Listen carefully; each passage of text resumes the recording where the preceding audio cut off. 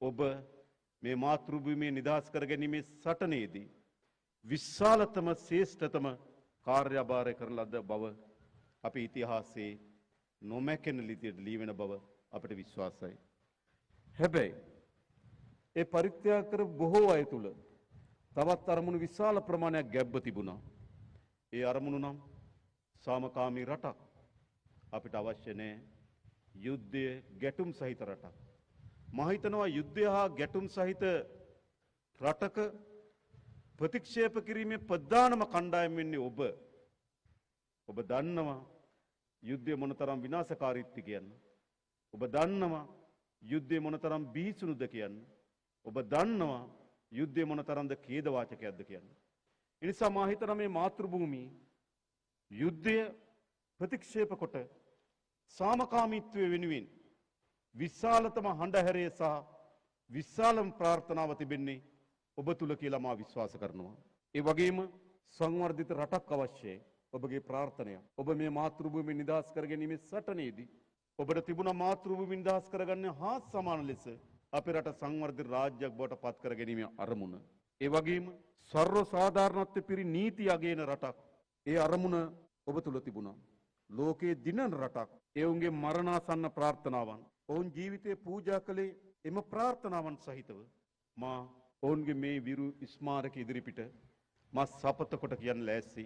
ඔවුන් විසින් ප්‍රාර්ථනා කරන ලද අනාගතය නිර්මාණය කිරීමේ වගකීම අපි බාර ගන්න බවත් ඔවුන්ගේ ප්‍රාර්ථනාවන් කිසිසේත්ම යටපත් කරන්න පාවා නොදෙන බවත් මා සපත කරනවා. සෑම විජයග්‍රහණයක්ම සමරන මොහොතක අප සිහිපත් කළ යුතු දෙයක් තිබෙනවා. ගේ දොරකඩට වෙලා තම පියා එනතුරු බලන් සිටින දූ දරුවන් තවමත් සිටිනවා. ඔවුන්ට කිසිදාක තම පියාගේ සෙනෙහස ලබා ගන්න වරමක් ලැබෙන්නේ නැහැ. ඒ වගේම තම සැමියා හිමි වූ බිරින්දවරුන්ගේ වේදනාව ඇගේ මුළු ජීවිත කාලය පුරාම රැව් පිළිරැව් දෙනවා. නැවත ඇයට ඇගේ ස්වාමියා ලැබෙන්නේ නැහැ.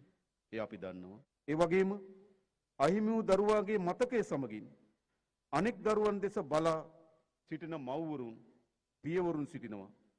තවදුරටත් සැබවින්ම එම මව්වරුන්ට සහ පියවරුන්ට තමන්ගේ දරුවා ලැබෙන්නේ නැති බව අප දන්නවා. මේ සියලු දෙනා එක්ව රණවීර ස්මාරකයේ මත ඔහු සොයනවා. තමන්ගේ දොරකඩ දෙන්නේ නැති බව සැබෑව. තමන්ගේ හදවතේ ගැඹුරුම තැන තමන්ගේ ස්වාමියා, තමන්ගේ දරුවා, තමන්ගේ ඥාතියා, තමන්ගේ සොයුරා තැන්පත් වී ඇති බව සැබෑව. එහෙත් ඔහු සොයනවා. එහි තිබෙන නම සොයාගෙන මේ රණවීර ස්මාරකයේ ඉදිරිපිට එහි තිබෙන නම සොයාගෙන පපුවට අත් තියාගෙන සුසුමක් කෙලෙනවා. මේකේ සංවේදීතාවයන්ට පිළිතුරක් ලබා දීමට අපට පුළුවන්ද? අහිමි වූ වීර සෙබළුන් සෙබලියන් සමරන අපට කළ හැකි වන්නේ ඔවුන් කළ වටිනා කැපකිරීමට ආචාර්ය පුද කිරීම පමණක්ද? උන්ගේ කැපකිරීම අපට ස්මරණය කිරීමෙන් පමණක් සෑයීමකට පත්විය හැකිද? උන්ගේ කැපකිරීම වලට අපේ ආචාර්ය පුද කිරීම පමණක් ප්‍රමාණවත්ද? අප කිසිසේත්ම විශ්වාස කරන්නේ නැහැ. උන්ට ආචාර්ය, උත්තමාචාර්ය, ගෞරවය පමණක් ප්‍රමාණවත් වන්නේ නැහැ. ඔවුන් විසින් ප්‍රාර්ථනා කරන ලද ලෝකය, ඔවුන් විසින් ප්‍රාර්ථනා කරන ලද රාජ්‍ය නිර්මාණය කිරීමේ වගකීම ජීවතුන් අතර තිබෙන ඉන්න අපට පැවරී තිබෙනවා. සෑම ව්‍යසනයකදීම, සෑම උවදුරකදීම, සෑම තර්ජනයකදීම ඔවුන් දේශයේ ආරක්ෂාව වෙනුවෙන් පෙරට සාක්ෂි ඕනතරම් තිබෙනවා. සතුරු උවදුරකදී වේවා, ස්වභාවික ව්‍යසනයකදී වේවා, ඔවුන්ගේ ජීවිත පරිත්‍යාගයේ අද්විතීය මෙහෙවර ඉටු කොට තිබෙනවා. යුද්ධයකදී රට ගලවා ගන්නවා වගේම ව්‍යසනයකදී ජීවිත ගලවා ගන්නත් ඔවුන් උදාර කැපකිරීම කළ බව අප දන්නවා. ඒ නිසා ඔවුන් සෑමදාමත් අපේ හදවත් තුළ අනුස්මරණීයයි කියන සහතිකය මා ලබා දෙන්න කැමැතියි. පසුගිය වසරේ මා සඳහන් කළ පරිදි අපි සන්ධිස්ථානයක සිටගෙන සිටිනවා.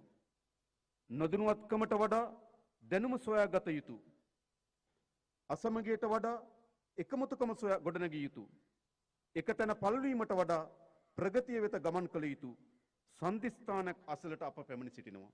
මා එදා කිව් පරිදිම අපිට මේ සන්ධිස්ථානයේ මාවත් දෙකක් තිබෙනවා. එක මාවතක් තමයි විනාශකාරීත්වී, පැරණි, ගෝත්‍රිකවාදී, ජාතිවාදී, එකිනෙකා අතර ගැටුම, වෛරය, ක්‍රෝධය වපුරන මාවත. තව මාවතක් තිබෙනවා. මේ රට සමගිය, මේ රට සංවර්ධනය, සමෘද්ධිය, ජනතාවගේ ජීවිත සුරක්ෂිත කරන මාවත.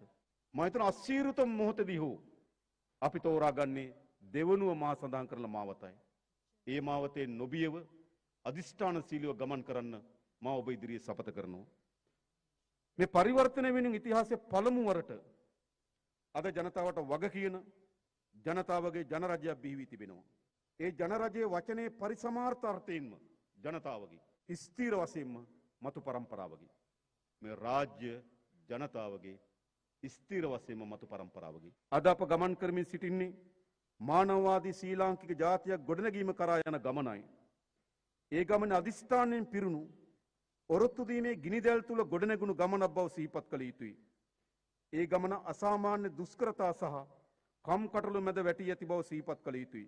නමුත් මේ දුෂ්කර ගමනේ අවසාන අරමුණ මේ රට දීප්තිමත් ආදර්ශමත් රටක් බවට පත් කිරීම බව සිහිපත් කළ යුතුයි. මා කියනවා රණවිරුවන්ගේ ප්‍රාර්ථනාව එයයි. එයින්තර ප්‍රාර්ථනාවක් කොන්න තිබෙන්නේ ඒ ප්‍රාර්ථනාව අපි ඉටි කිරීමේ වගකීම අපිට තිබෙනවා.